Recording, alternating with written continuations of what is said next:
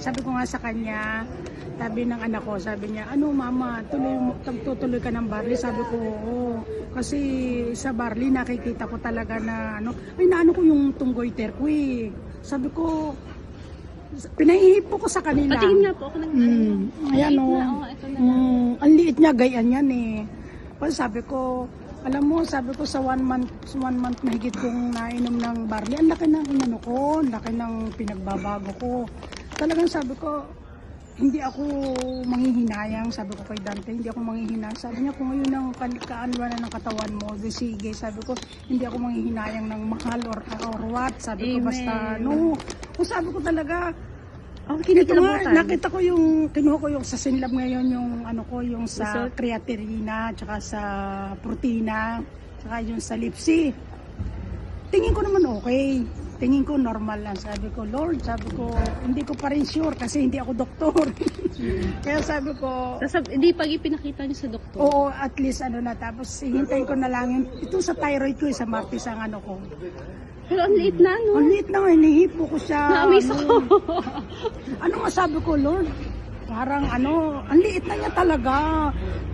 Pero nung pa-second control ako ulit sa doktor ko, sabi niya, medyo lumiit na siya. Pero pumunta ka uli dito sa katapusan na first week na November, uli kita, magpa-test ka uli. Yun, sabi ko, tama-tama, na ako, 1 month mahigit na ako nagbabarley. Ngayon, ramdam ko, tsaka hindi na ako nabubulunan. Hindi na ako kasi may thyroid, nabubulunan siya eh.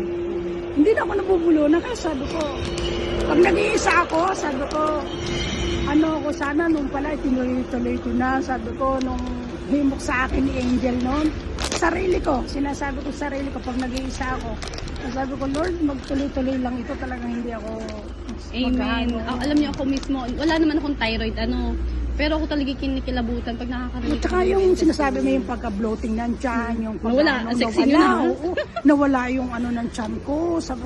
Sabi ko, bagamat bumaba ang timbang ko talaga, 60 na lang ako eh. Ilan kayo dati? Naglaro ako noon sa 65. Ay, grabe yan. Oo, naglaro ako noon, pero nung nagka-thyroid ako, nung na-check nga, medyo sabi ng doktor mag-dieta ako. Pero naglaro yun sa 63. Tapos ito nga nagbarling ito ako, sabi ko, ba't nabibigla yata? 16 na. Diba? Hindi naman ito mag-i-stop din. Kung talaga yung hindi kailangan ng katawan, hindi nang tatanggalin.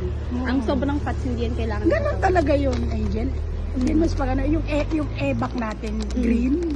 Sadya ko, siyempre green ang iniinom ninyo eh. Kung ano yung kinain nyo, kung anong kulay, siyempre expect nyo yun din kung kulay na ilalabas ninyo. Kaya sabi, hindi naman minsan lang, lalo na sa umaga. Dapat talaga in-observe nyo talaga ang kulay ng ninyo. Kasi pag yan ay kulay itim, dyan kayo mangamba kasi maaaring yan ay dugo, may dugo sa loob ng katawan ninyo. Pag yan naman ay fresh, di sa labas. Kaya mahalaga talaga titingnan din yung kulay. Oo, talaga. Pero sabi ko naman, ang normal naman, kaya lang minsan, sabi ko, bakit berde? Sabi ko, tingnan mo, Eva ko, berde. Sabi naman ito, barley.